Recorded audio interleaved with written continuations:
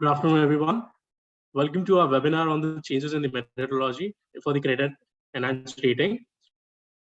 We have Mr. Jitin Makkar, who is the Senior VP and the Head of Credit Policy at ICRA. Along with Jitin, we have Pratik Singhania, who is the Vice President at ICRA. So in case you have any queries during the end of the presentation, you can drop in the queries at the Q&A chat box and post the presentation, and during the Q&A session, they will be addressed. I will hand over the presentation to Mr. Jitin. Jitin, you can take it over. Thank you, Saib. Good evening, everybody. Thank you for devoting time to this webinar. And as you would have got the invite, you would have gathered from the invite that this is on a subject which is to do with explaining to the investor community, the issuers, the lenders, and other market participants regarding the specific changes in methodology that ICRA would be making shortly. And this is triggered by the recent issuance of the guidance note and the FAQ document by the Reserve Bank of India. The guidance note had been issued to the credit rating agencies in April 2022. And more recently, in July 2022, we saw an FAQ document also being issued by the RBI to the CRAs. So this is the context in which this session is being organized. So for those who are not as initiated about what the RBI guidance entails, this slide tries to summarize what the specific changes that the RBI is guiding the CRAs to make as far as assigning ratings to bank facilities is concerned, which are credit enhanced based on the presence of specific third-party explicit support forms. Now, what the RBI has said in its guidance note is that only guarantees are to be considered as valid support forms. In the past, ICRA had also been looking at letters of comfort, letters of support, co-obligor and obligor structures for evaluating the credit worthiness of the specific debt instruments which were backed by these support forms. And there was some notch-up that was happening based on these.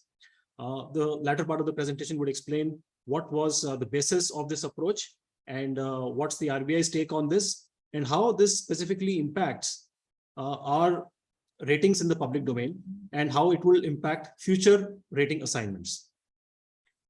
Now, the RBI guidance note that I'm referring to, this speaks about guarantees, it speaks about various other forms of support, but it has also made certain exceptions. For example, when it comes to the rating of bank facilities which are backed by LOCs issued by central or the state governments, or it is a case of shortfall undertakings that are legally enforceable, irrevocable, and unconditional, then the RBI has suggested, it has guided that one can continue to, the CRAs can continue to take the benefit of these support forms if the issuer is the central or state government in case of LOCs, and if the issuer is any other entity when it comes to evaluating the support form, which is not called a guarantee, which is not called a letter of comfort, but it's called by another name, such as a shortfall undertaking. Finally, the RBI has also said that debt instruments which are backed by a pledge of shares, where debt servicing tends to happen based on the liquidation of shares in a given time period, even those structures are disallowed. Now, on this last part, ICRA hasn't had a rating where the debt instrument is backed by a pledge of shares, so this does not impact the ratings outstanding for ICRA. Long time ago, we had taken this call internally that these structures are too risky, involves too much of uncertainty, and we have decided not to assign ratings for bank facilities or any debt instrument where the underlying is a volatile script, and thus this does not impact ICRA. But yes, three aspects of these RBI guidance note do impact ICRA's methodology, and this presentation is going to be speaking of each of these three support forms, and we'll be talking about the rating implications.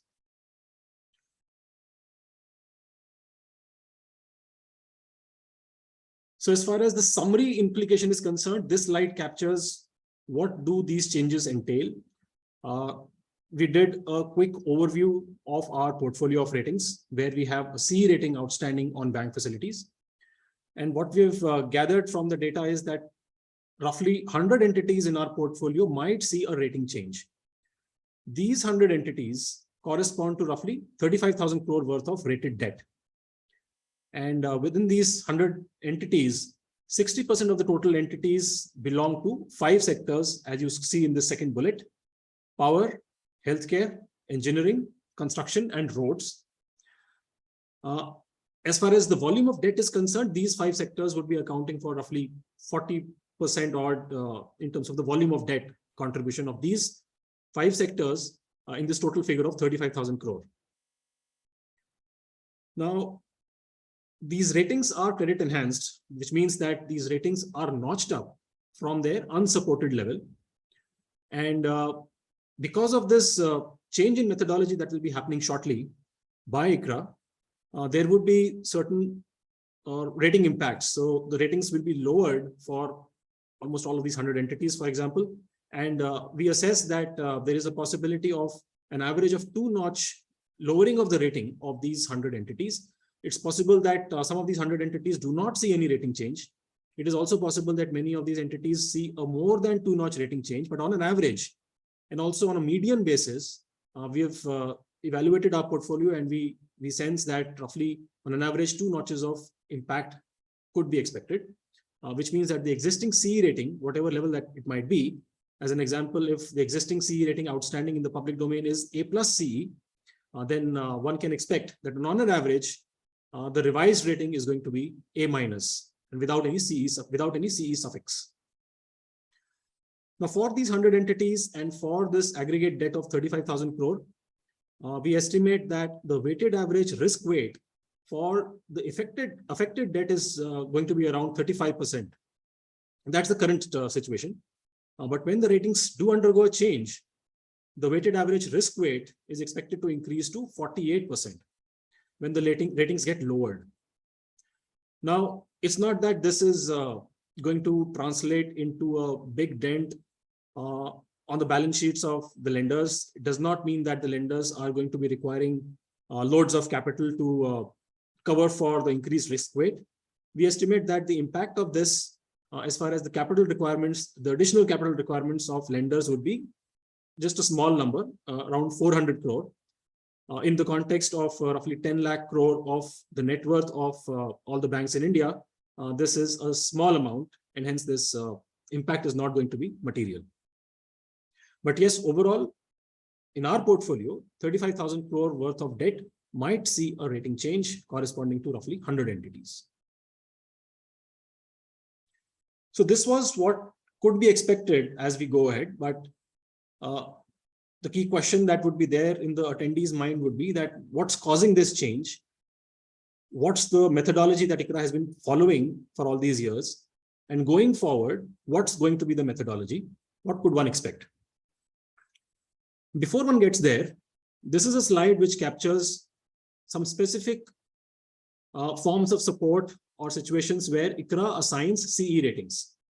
There are these 9 situations mentioned where we assign CE ratings based on the presence of a standby letter of credit or a partial guarantee or a guaranteed pooled loan issuance or a pooled bond issuance. And among these 9 instances, the 3 that are more prominently highlighted on this slide, which is guarantee, a letter of comfort, and a co-obligor structure. These are the 3 areas where we expect rating changes to be happening in ICRA's portfolio. So the subsequent slides are going to be speaking of each of these 3 types of ratings that we have in the public domain. All are CE ratings. So firstly, let's speak of the ratings which are backed by the presence of a letter of comfort from a more creditworthy support provider. Now, the approach that ICRA has been following over the years is that we acknowledge that an LOC, a letter of comfort, is not a very strong form of support as a guarantee is. After all, a letter of comfort is not legally enforceable. Yes, it does showcase that the support provider would want to back the entity concerned for the specific debt against which the LOC has been furnished. It does show that there is a stronger commitment available from the support provider vis-a-vis, let's say, other debt on the balance sheet of a support seeker where there is no letter of comfort or no other form of support. We do acknowledge that it's not as strong as a guarantee, but it's still relatively stronger, at least in our view, it has been considered as a relatively stronger form of support compared with the support which is purely verbal or implicit in nature. So as this table shows that until now, the approach that ICRA had been following for assigning ratings to bank facilities backed by letters of comfort was that we did not look at letters of comfort in isolation. There were two things that we were doing specifically to evaluate the strength of a letter of comfort. The first thing that we were doing is we were trying to establish whether the letter of comfort meets various conditions, like whether the letter of comfort is approved by the board of directors of the company or no, the support provider, that is, whether the letter of comfort is expected to conveys that it will cover the entire tenor of the loan, whether it will cover the entire amount of the loan, and that the support provider explicitly mentions that it's going to enable the support seeker to service the debt in a timely manner. We'd also seen letters of comfort in our portfolio in the past where clients had approached ICRA for assigning ratings based on the strength of a letter of comfort. But upon a reading of those letters of comfort, the clauses did not meet our internal criteria. And hence, even though the letter of comfort was labeled as a letter of comfort, we did not consider those letters of comfort to be strong enough, and we did ignore those letters of comfort. But yes, where the internal criteria of ICRA was met, we did go to the next step in our approach. So I had mentioned that there were two steps involved. The first step was to look at the strength of the letter of comfort. The second step was to look at the linkages between the rated entity and the support provider.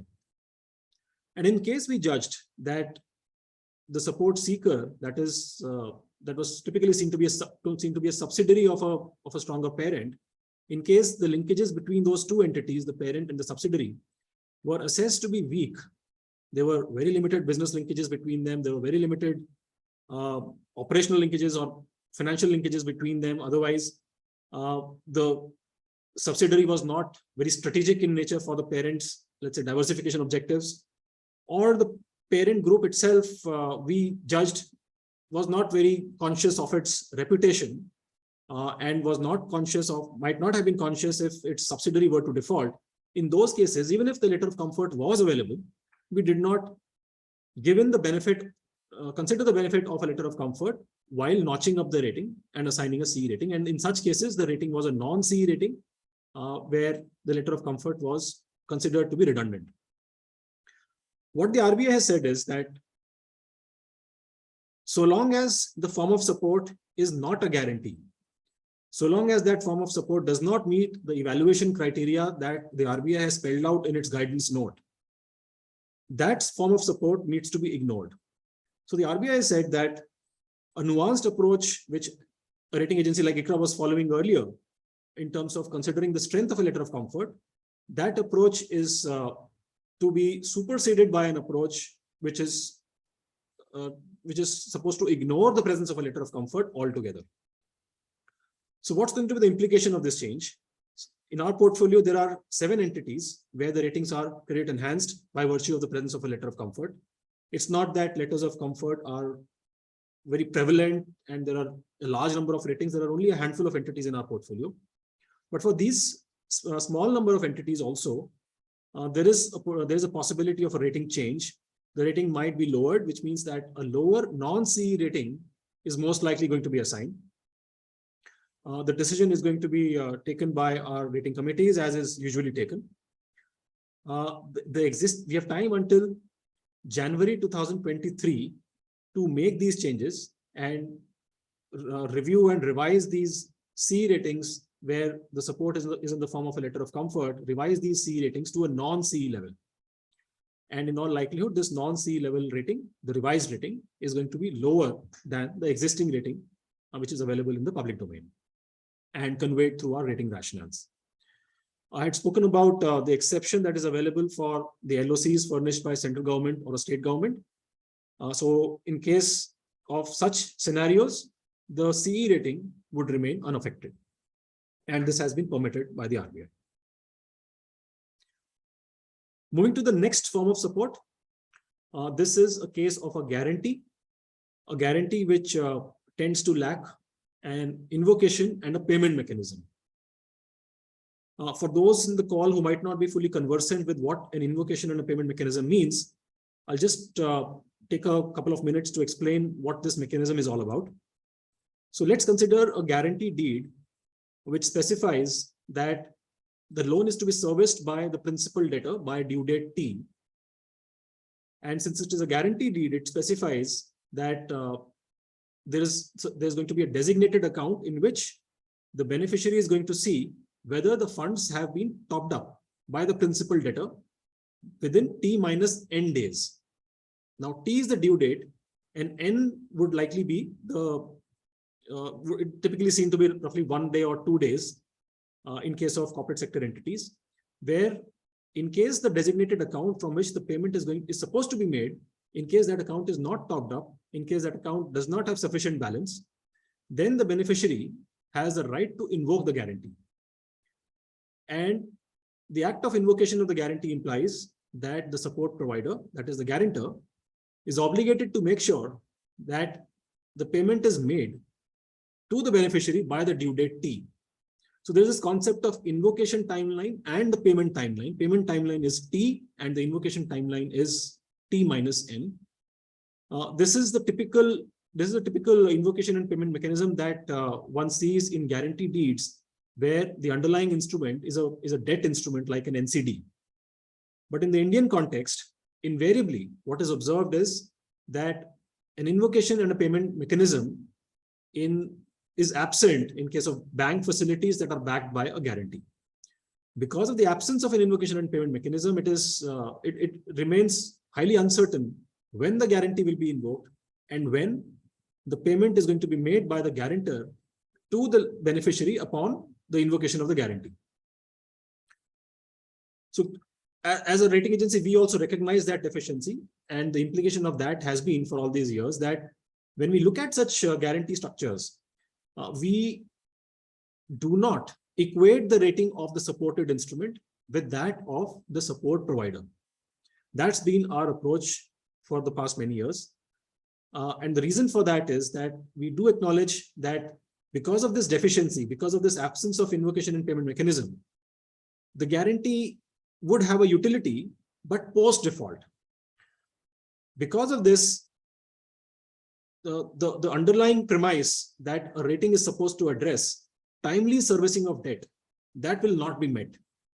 And hence, the rating of a supported instrument, which is backed by a guarantee, which is deficient in terms of absence of invocation and payment mechanism, does see some notch uplift, but the notch uplift does not go all the way such that the rating is not equated with the rating of the guarantor.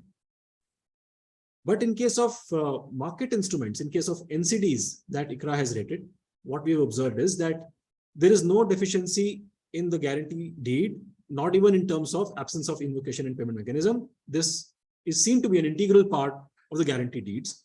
And hence, in such cases, ICRA has been following the credit substitution approach, whereby the standalone credit profile of the borrower becomes irrelevant, and the rating is principally assigned based on the strength of the guarantee. And we call this the credit substitution approach. So just to link the previous slide with this one, where we spoke about LOCs, letters of comfort.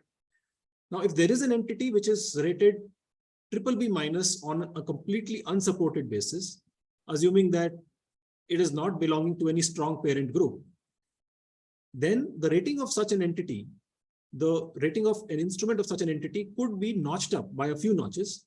Let's say one notch, if there is a letter of comfort available which meets the various criteria of a strong letter of comfort, it could have seen, let's say, a 1 to 2 notch uplift based on vis-a-vis the unsupported rating.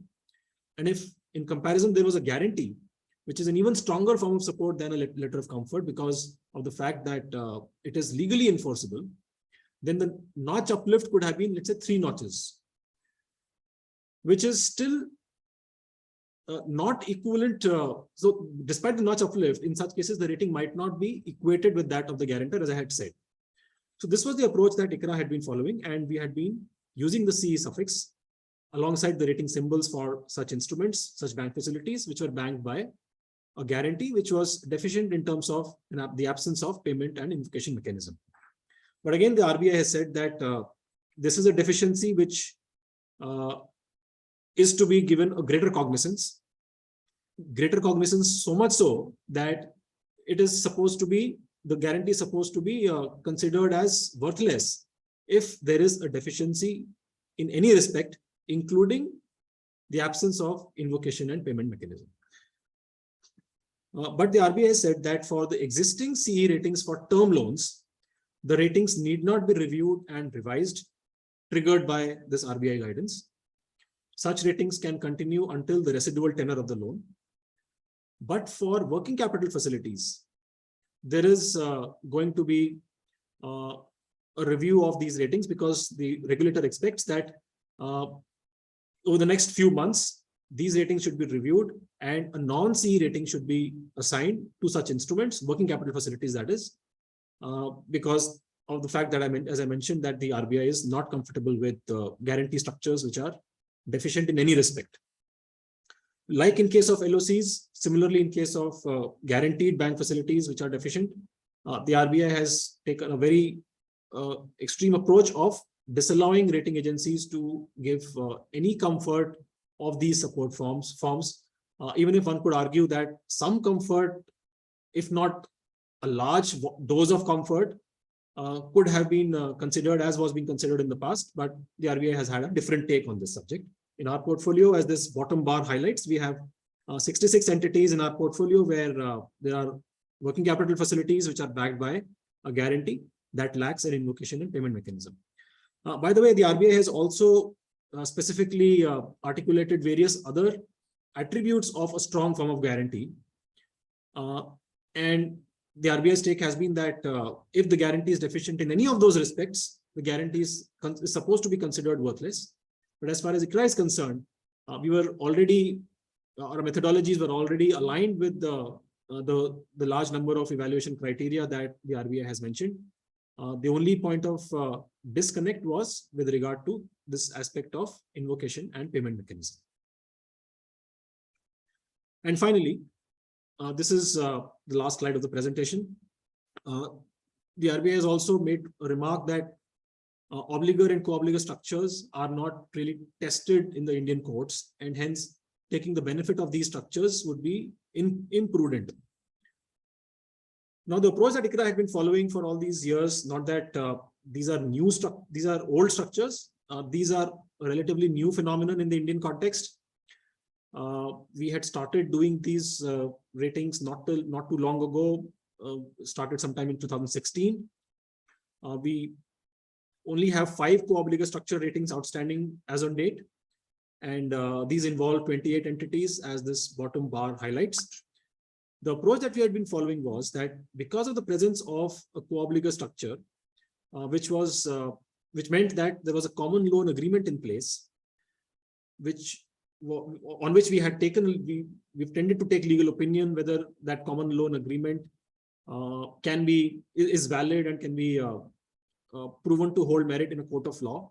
And we've got the answer from the legal firms in the affirmative. And hence, that was the reason that these structures were being evaluated by us. We were considering the features of the structures, and which suggested that these features supported the aspect of fungibility of cash flows among the constituent entities. And because of the fungibility of cash flows, one could have taken a consolidated view of these of the constituent entities and assigned the same CE rating to them. But now that this has been disallowed, the very locus standi of common loan agreement has been put to question by the regulator. We would have no choice but to ignore the presence of a common loan agreement. But as far as the other attributes are concerned, example, the presence of cross default clauses, example, the presence of cross guarantees, which are not deficient in any respect as expected by the regulator, we would continue to take those attributes in cognizance when we finally review and revise and consider revising the ratings. In case there are co-obligor structures where some of these elements are missing, then of course the implication will be that the rating would see a lowering from the existing CE level, which is going to be a higher level, and the lowering could be by a few notches, and the new rating would be non-CE. So this is all about the various changes that have been brought about. And just a recap for those who might have joined a bit late.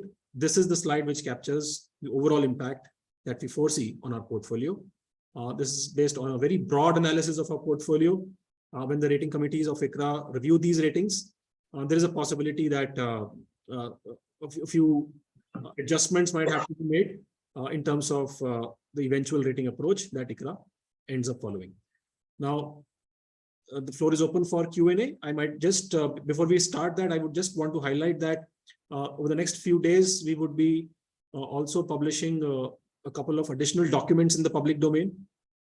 One is PR that we are publishing, where we speak of the various things that I have spoken about today in this webinar.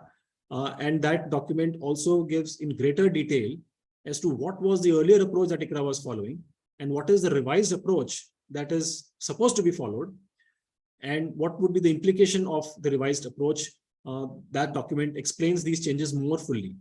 And the purpose of this is that we want to be very transparent with the investor community, the lenders and the investors, about our rating approach in the past and our rating approach in the future, which is going to be amended now based on the RBI's guidance. The other document that we'll be publishing is a very formal methodology document. ICRA has a practice of publishing methodology documents for various types of subjects. These would be sectoral methodologies and cross-sectoral methodologies. So this is one example of a cross-sectoral methodology. The way we factor in explicit third-party support when we assign CE ratings, and that methodology document is going to be published shortly. So this is all about the content of this webinar as far as the presentation is concerned. And you would be glad to answer the questions that the attendees might have. Thank you so much, Jitin, for this wonderful presentation with the insights. Participants can now share the questions on the Q&A section.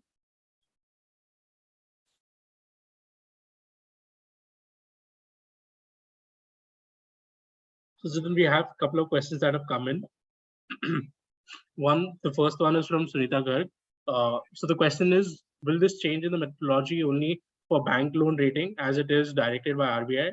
NCD's rating will remain same as existing for letter of comfort backed CE ratings. Yeah. Yes, the RBI's jurisdiction only holds over bank facilities, and the two regulators, SEBI and RBI, are very clear about their span of control. So SEBI oversees the rating activity for listed debt securities, and the RBI oversees the activity for bank facilities, and hence these methodological changes are going to be oriented more towards bank facilities. Having said that, in the past also and in the future also, the approach that ICRA has been following is that we do not want to land up in a situation where there is a regulatory arbitrage. That the rating of an NCD versus a rating of a bank facility, both of whom which might have been backed by a support firm which has equivalent attributes, we should not be in a situation where the ratings end up being different. In this respect, even if we observe in our portfolio that there is an NCD which is backed by a support firm which does not meet the criteria of one regulator, we would consider extending our approach, the revised approach that is for bank facilities, even to the debt instruments. Now, this is the broad principle on which we would be updating our ratings. But the portfolio review that we have done so far, we have not found any instance where we might be in that kind of a situation. As I mentioned earlier, that as far as the guarantees are concerned, guarantees available for NCDs, and also a few ratings in the public domain where we have an LOC, the support form is labeled as an LOC, but in substance, it has all the features of a strong guarantee. In those cases where the underlying is a market instrument, like an NCD or a compulsorily convertible debenture or any other debt security, the rating would potentially remain unaffected because there is no deficiency. There is no deviation vis-a-vis the expectation of one regulator, even though that regulator's jurisdiction does not extend to debt securities.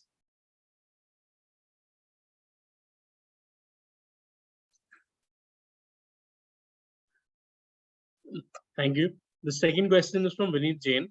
So the question is, the LOC from central state government exempt, does it mean LOC of government only, or it includes government owned entities?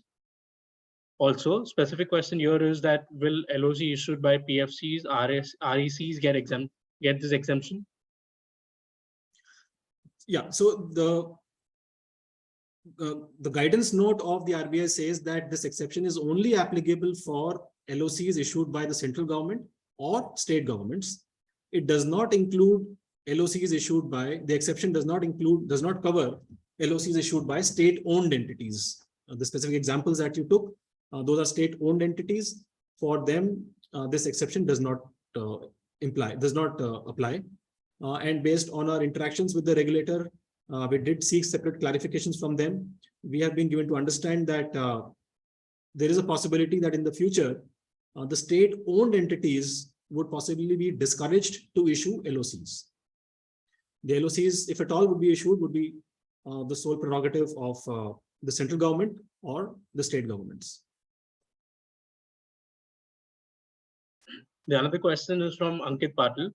The question is, PSUs as well will be included in the exception for LOCs similar to state or government? No, that would not be the case. As I answered in the previous question, this exception is only applicable for LOCs issued by central government or the state governments. There is a question where it has been asked when credit substitution is done. So this is done only when this is the case of a guarantee provided by a support provider, which meets all the attributes of a strong form of support. It should be legally enforceable, irrevocable, unconditional, should cover the entire tenor of the loan, of the supported loan, should cover the entire amount of the supported loan, should have a well-defined invocation and payment mechanism, and various other features which suggest that in case the principal debtor fails to honor the obligation by its own, the onus will rest on, the legal onus will rest on the support provider. In case that structure is there, those attributes are there in the guarantee deed, then we follow the credit substitution approach, whereby the rating of the instrument, which is backed by a guarantee, is equalized with the rating of the guarantor.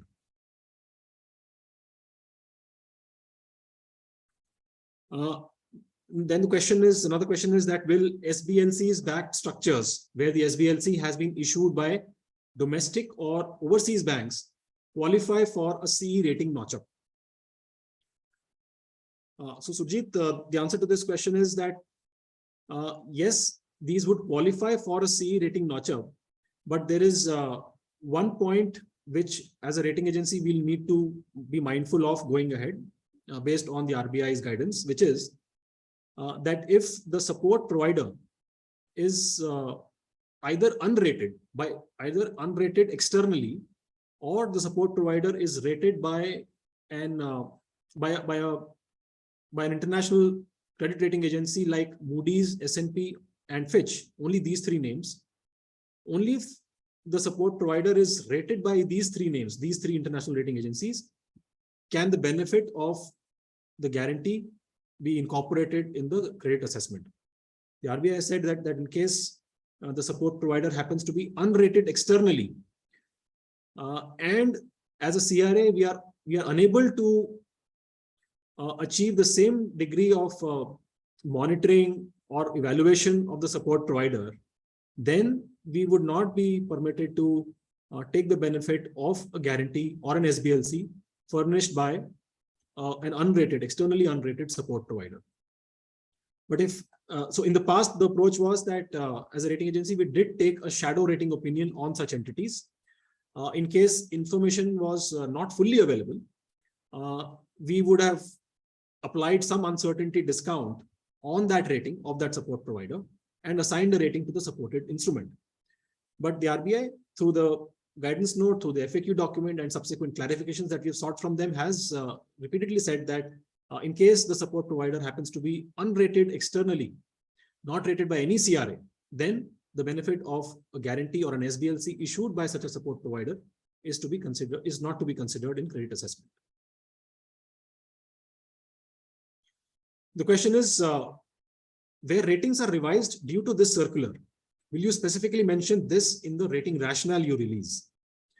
So yes, we would be as transparent as possible, and this is going to be a big change in the sense that rating is going to get lowered from a CE level to a non-CE level. So yes, our rating rationale will clearly highlight why this rating change has been made. The rating rationale will also highlight what are the considerations that ICRA has taken into account in its revised, updated view of that credit.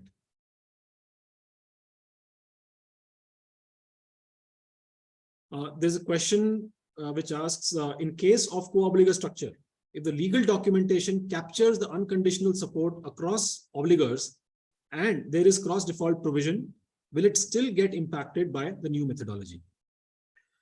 So I'll just briefly explain how this might play out, but would encourage the people on this call and other interested participants that you could also go through the formal methodology document that we are going to be publishing shortly on this subject, which will explain what's going to be the implication where there are cross guarantees among the obligor entities. In another scenario where there are no cross guarantees among the obligor entities, but there are only cross default provisions. So very briefly speaking, in case there are cross guarantees and those guarantees meet all the conditions, that all the prerequisites, all the attributes of a strong guarantee, then the rating could potentially remain unaffected. After all, a guarantee which meets all the terms of a strong form of support is a valid legal structure, and hence the CE rating can continue to apply, and the same CE rating can continue to apply for all the co-obligors involved in that structure. However, if there is no cross guarantee, and in any case, as a rating agency, we are not permitted to take the benefit of a common loan agreement, but there are cross default clauses in the loans on the respective balance sheets of the constituent entities.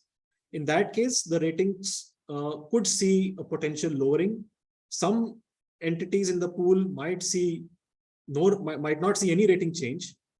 This would be typically applicable for those entities which are the strongest among the constituent entities. But on a standalone basis, there would be also few entities in the co-obligor structure who would be relatively weaker. Those entities are expected to see some rating downgrade to a non-CE level.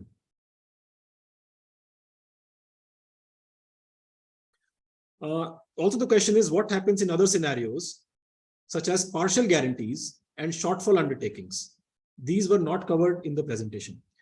Yes, for the interest of brevity, we did not cover these specifically in our webinar. But yes, in our methodology document, which is going to be published soon, we are going to be specifically covering partial guarantees also and shortfall undertakings also. Now, as far as partial guarantees are concerned, the RBI guidance note does make a reference to partial guarantees, and these are not considered as weak forms of support. Yes, by the very nature, a partial guarantee covers the loan amount only partially, and hence the approach that ICRA has been following in the past for evaluating partial guarantees would continue to apply in the future as well. There is no change to that, no change brought about the RBI guidance. In case of a partial guarantee, typically we see that the notch-up that happens from the unsupported rating level is restricted to around 1 to 2 notches, and that approach is going to continue. The reason for restricting the number of notches uplift based on a partial guarantee is because of the fact that bankruptcy risk exists.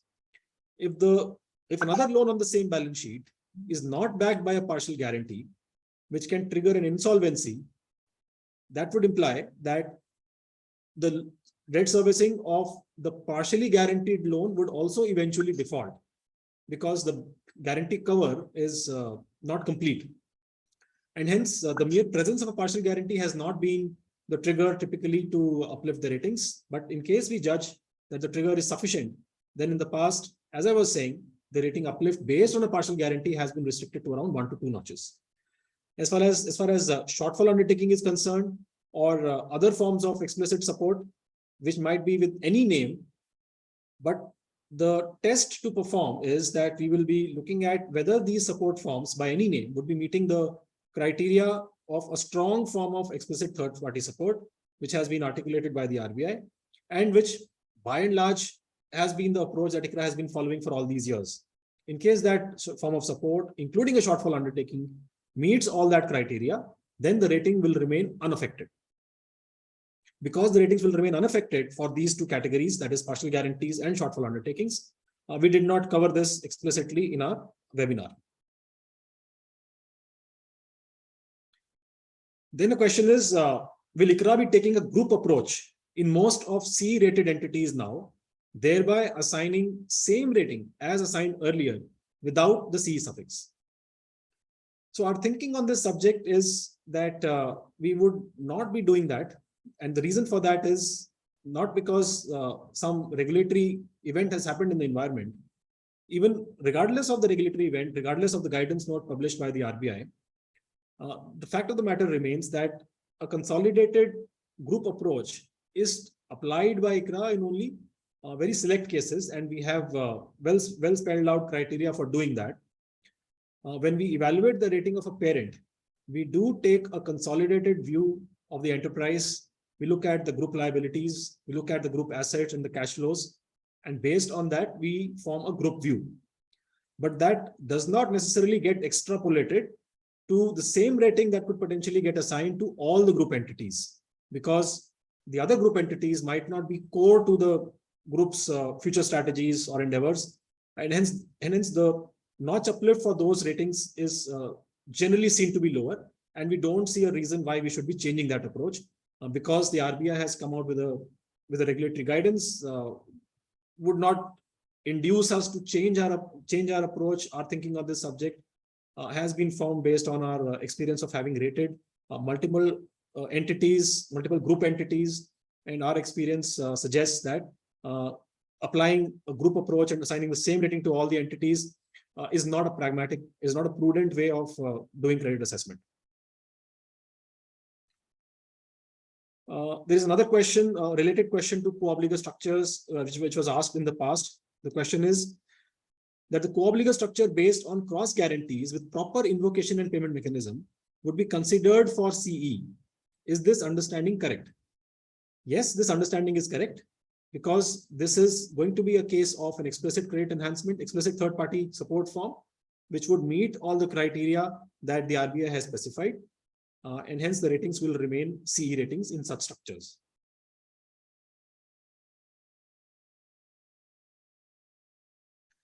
Then one question is the RBI's negative stance on obligor co-obligor structures expected to impact ICRA's view on NCD debt, bank loan debt raised by InvITs REITs, given that in their case also a consolidated view on all underlying SPVs is taken when assigning rating to holdco entity? So our approach for rating InvITs or REITs is somewhat different from the approach that we follow for evaluating co-obligor structures. So the apprehension that this is going to affect our ratings for InvITs and REITs also would like to clarify that one need not have that apprehension, because those ratings are based on a specific waterfall structure where there is a regulatory mandate also to upstream the surpluses at a particular level. There are other supporting features in the structure itself, which supports the notion, which supports the premise that cash flows between the entities which are part of an InvIT structure are fungible. So yes, so my point is that the ratings that we have currently assigned to InvITs and REITs, which are non-CE ratings, they would remain unaffected based on our renewed stance on obligor co-obligor structures.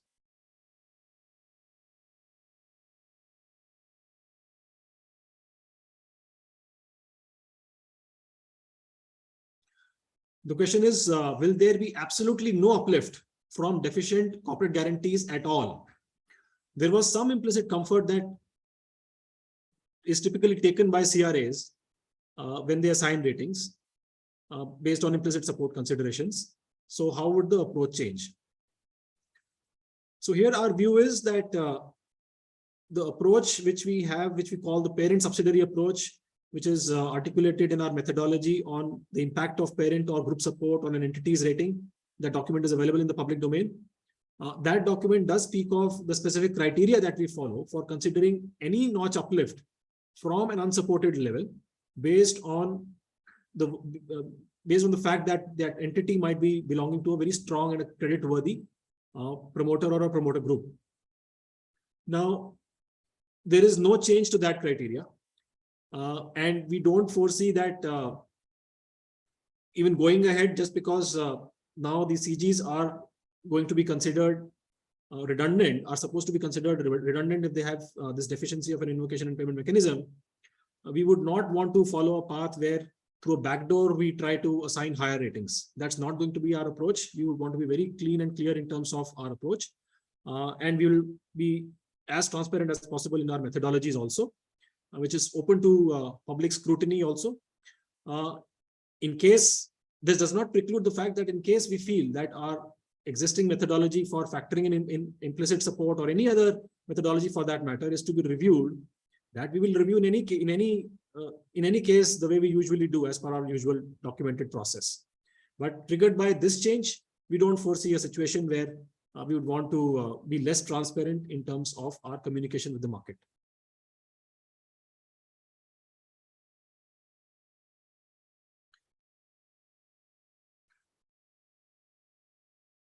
Then there are some questions on some specific names, some specific instruments which might see a rating change. So I'm afraid that we would not be able to take company-specific points on this call. Company-specific credit assessments will be done at the rating committee level, and those rating decisions will be communicated in due course as and when those rating changes happen.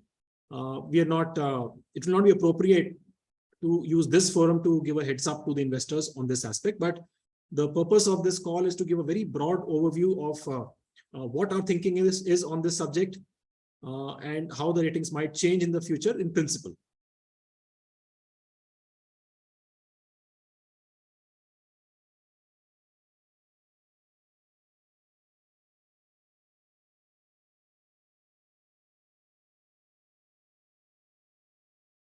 One question is that if an issuer wants to discuss with the banker and update the payment mechanism in the guarantee deed, would that be helpful? So yes, this would certainly be helpful. In fact, the RBI's direction to not just rating agencies, to the bankers also is through the Indian Banking Association, as we understand, that wherever guarantees are deficient in any respect which the RBI has conveyed through its guidance note, then perhaps bankers should also not be taking an exposure on such support structures. Now, if that's going to become a reality, then even the bankers would be incentivized to make appropriate changes in the guarantee deed. And if as an issuer, you would want to initiate that dialogue with your lenders, you have all the rights to do that. And if there could be any changes in the guarantee deed terms, then at the time of rating reviews, as a rating agency, ICRA will be looking at those changes brought about in the guarantee deed terms, and accordingly the ratings will be assigned. If appropriate changes are brought about in those guarantee deed terms, then it is also possible that the CE rating might remain unaffected. But that's the call, as I mentioned, that would be taken by our rating committees based on our published methodologies.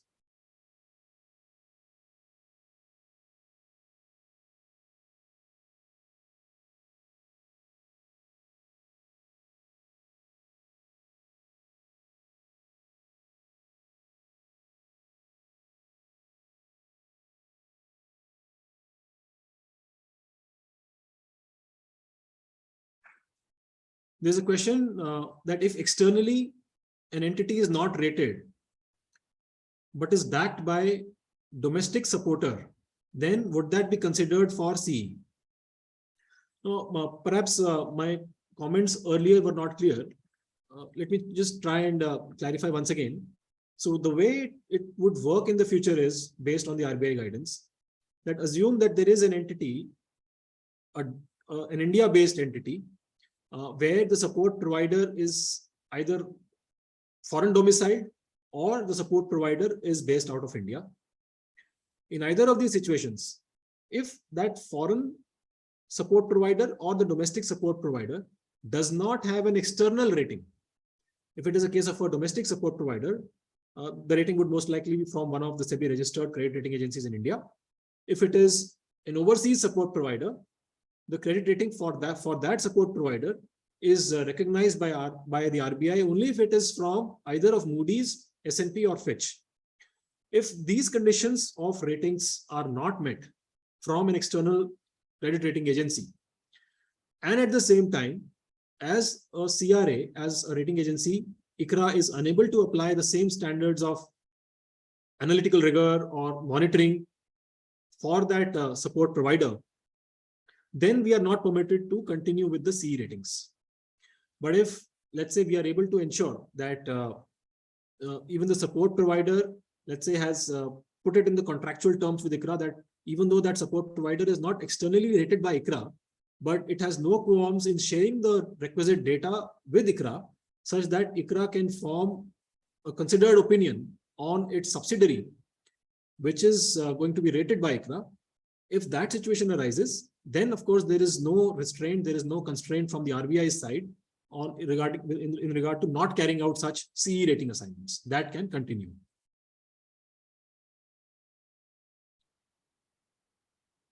There's a question which is to do with views on the timing of SEBI also implementing these on market instruments. So here we would not have an understanding on whether SEBI is considering making any changes at their end. So we would not be able to comment on that. We did not have an understanding whether RBI was about to make these changes. So I think the functioning of the regulators happens in a different way, and we would have very limited understanding of what the regulators might be thinking and when they might be wanting to implement a change. So in this regard, I'm sorry, we would not have any insight on this.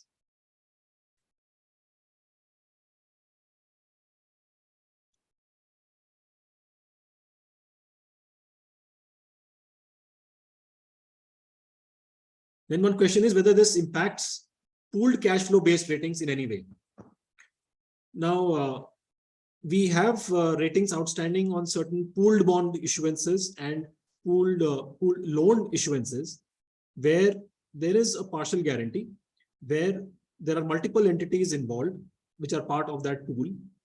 But those partial guarantees, in our assessment, meet all the criteria that the RBI expects.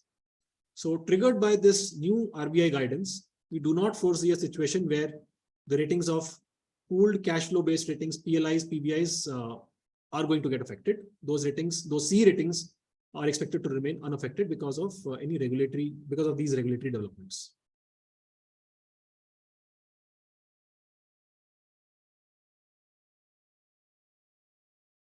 Then one question is, will the change in issuer rating also impact the NCD rating of that issuer? So here, if I may just try and clarify, the issuer rating is not going to change based on this RBI guidance. The rating for the supported bank facility is going to change because of this RBI guidance, because of the associated change in the methodology that ICRA would be affecting shortly. So given the fact that issuer rating is not going to change, it's not going to have any impact on the NCD rating either.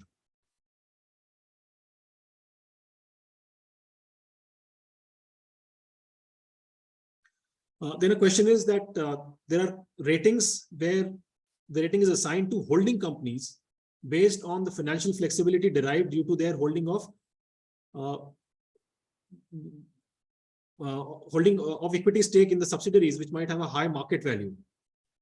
How is this structure different from rating assigned based on pledging of shares? Now, in case of structures where share pledge is involved and where the principal criteria applied by a rating agency is to estimate the likelihood of the borrower not being able to meet the debt servicing obligations through its, let's say, business cash flows, and there is a a circumstance, there is a scenario where the beneficiary needs to necessarily invoke the pledge, sell off these securities in the market, and also make sure that adequate amount of security is sold off in the market, it is liquidated in the market, such that the loan is paid. These are those structures where there is a T minus N mechanism involved.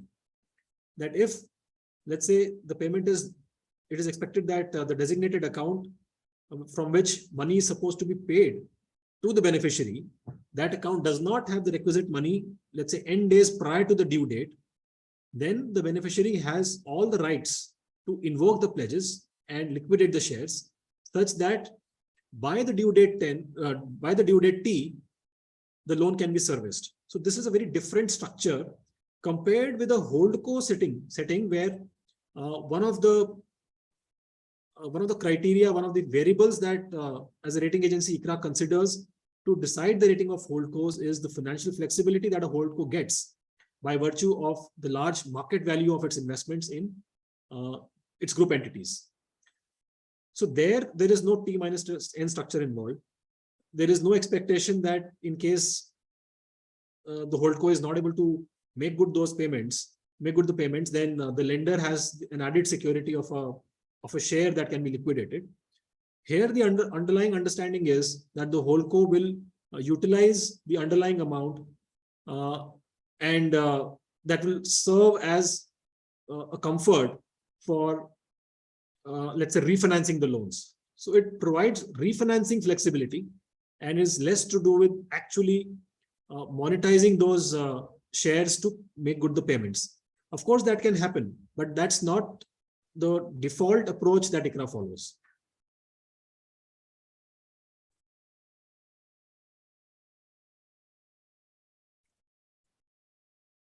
And finally, the last question in my queue is, will a downgrade on the bank facilities also entail a downgrade on NCDs? Now, because the ratings that are assigned by ICRA, where there's a support available in the form of a guarantee or a letter of comfort or any other explicit support forms that we spoke about during the course of this webinar, those are instrument-specific ratings. The issuer rating does apply a gravitational force on these instrument ratings in the sense that there is a bankruptcy risk involved after all. The instrument rating, in case the support is not bankruptcy remote, then the issuer rating will have a role to play in the final assessment of the instruments rating also. But conceptually, because the rating for a bank facility is would be based on based on the evaluation of the support available, the support attributes available for that specific bank facility, and it could be very different from the support features available for servicing the NCDs. These two ratings can be different, and hence the downgrade of the ratings of a bank facility would not necessarily entail a downgrade of the rating of NCDs, where these ratings are CE ratings.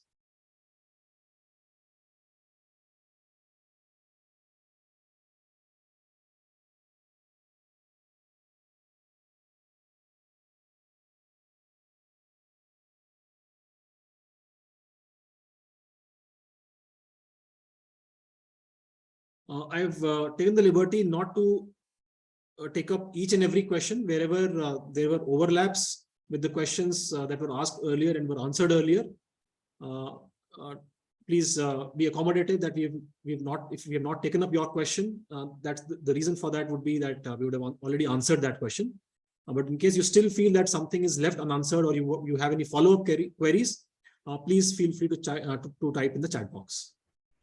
And some of the responses, we have been sharing on the chat box. So in case any further clarification on that is required, so please feel free.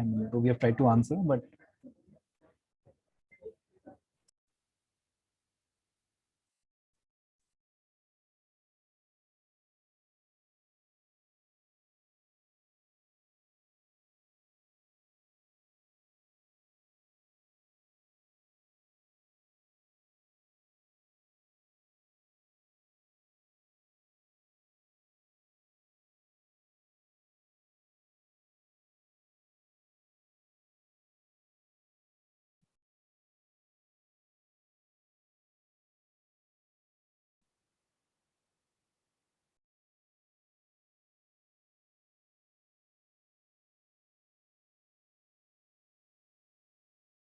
So in case there are no further questions, we could close this call, and I take this opportunity to thank everybody on the call who devoted time to be a part of this webinar.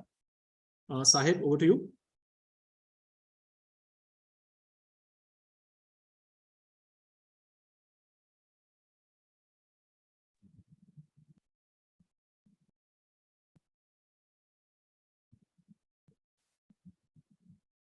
Thank you so much, everyone, for joining the call today. Look forward to hosting you another webinar of ICRA. Thanks a lot.